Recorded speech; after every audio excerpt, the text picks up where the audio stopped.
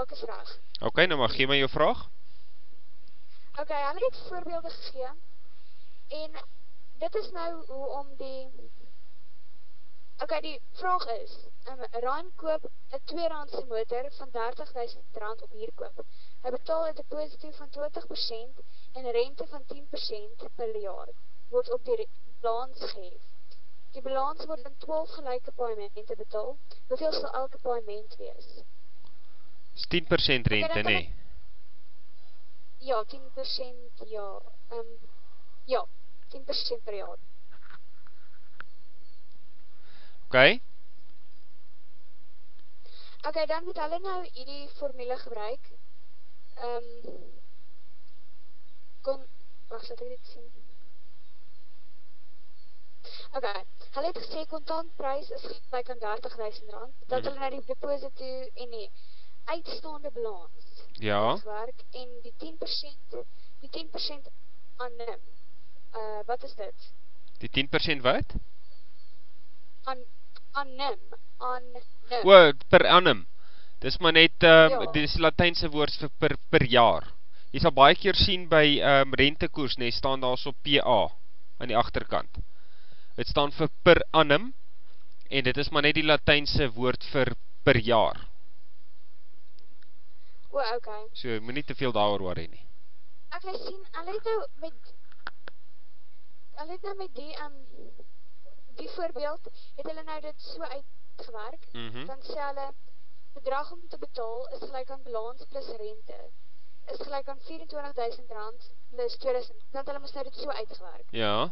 Nou in die ander voorbeeld, gee hulle dan vir my 'n ander ding, maar dan sê hulle nie presies wat die rente is, ag nee, dan sê hulle, ok, ek weet nie om te sê nie, want ek verstaan nie hoe hulle dit gedoen het nie. Nee, maar ok, Benita, vergeet nou van die formules en die goed wat hulle vir jou gee. Ok, daar is duisende formules in finansiële wiskunde. Okay. En as jy al hierdie formules gaan probeer onthou vir watter formule en watter vergelyking werk vir watter tipe vraag, dan gaan jy vir ewig probeer net om te onthou en jy gaan nooit by die wiskunde uitkom nie. Ok, gebruik logika. Ek wil jou nou deur hierdie som vat met logika, sodat jy verstaan wat jy doen, nie net 'n stel formules probeer navolg nie. Ok, nou kyk nou mooi. Die ou koop 'n kar vir R30.000. Alright, hy betaal 'n 20% deposito. Is dit reg? Ja. So wat skuld hy nog op die kar? Dink nou logies daaroor. Hoe gaan ons uitwerk wat hy nou nog skuld?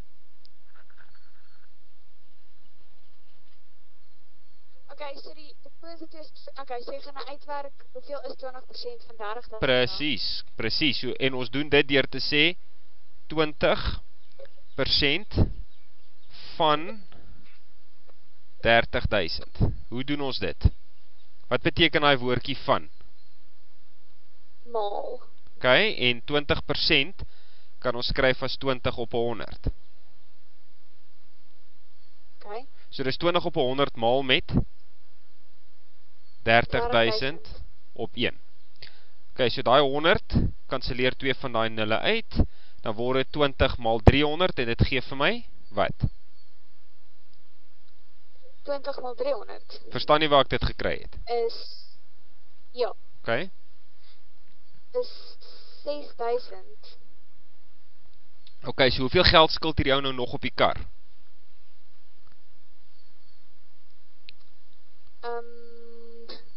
Sonder die deposito. Nee, hoeveel skuld hy nog? Onthou nou, hy het ingestap by die handelaar. Nee, dink nou prakties hieroor, dink logies hieroor. Hy het ingestap by 'n karhandelaar, toe sê ek soek daai kar, daai bloue wat daar in die hoek staan. Toe sê hulle van goed meneer, is R30.000, dis 'n 20% deposito. Toe haal hy R6.000 uit sy beursie uit, en hy sê vir hulle, goed, hier is julle R6.000, hy teken 'n paar papiere en hy ry met die kar weg. Nou, die oomblik wat hy met die kar wegry, hoeveel geld skuld hy nog? 24.000. Yes, so hy skuld nog 24.000. Alright, nou die 24.000 wat hy nog skuld, dit is wat hy gaan afbetaal teen 10% rente per jaar. O, ok. Verstaan jy die logika daarachter? Ja. Alright, so met ander woorde, Dit is 10% op 30.000. sê weer? So dis nie 10%. So dis nie 10% op 30.000 nie. Nee. Dit is 10% op 24.000. Dis korrek. Okay. Okay. So wat nou? Nou sê jy 10%, okay, wacht, wat ek nou mooi dink. Oor hoeveel jaar gaan hierdie kar afbetaal? Oor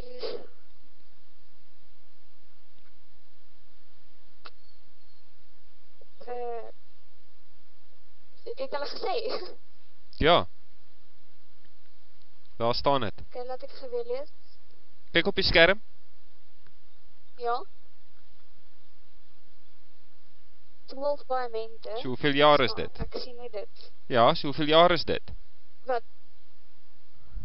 Oor 12 gelyke, okay, so dit is 'n jaar. Yes, so hy gaan net 1 jaar lang betaal. Okay. Teen 10%. So, okay, so hy gaan sê 10% van 24.000. Okay, nee, 10% op 24.000. So nou gebruik jy daai formule wat ek nou die dag vir jou geleer het. Nee, jy verhoog 24.000 met 10%, so dis 100 plus 10 op 100.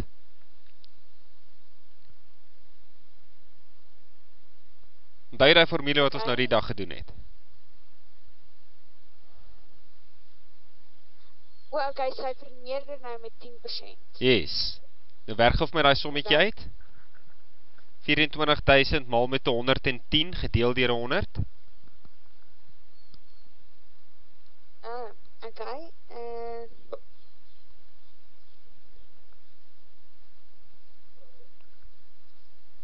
Is 26.400. Okay, 26.400. Alright, en hy gaan dit in 12 maandelikse paaiemente betaal, so hoeveel gaan hy per maand betaal?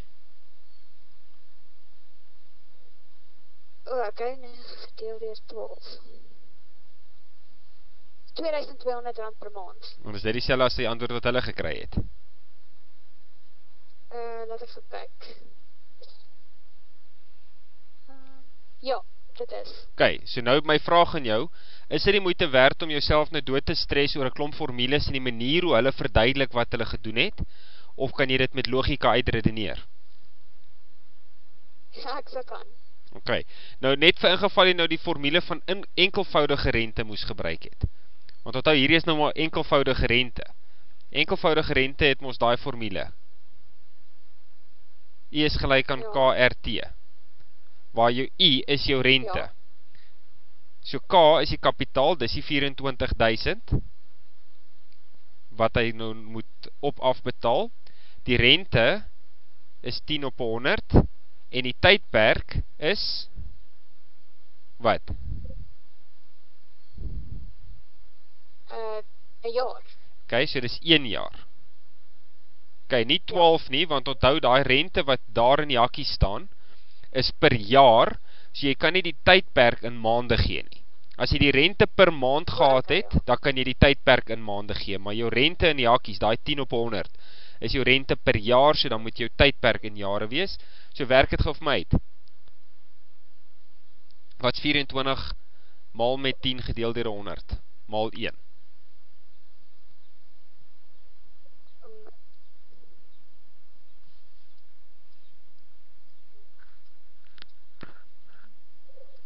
Is 240. Nee. Nee, is 2400. Okay. Maar 10 gedeel deur 100 is 0,1. Ja. Maal 24.000.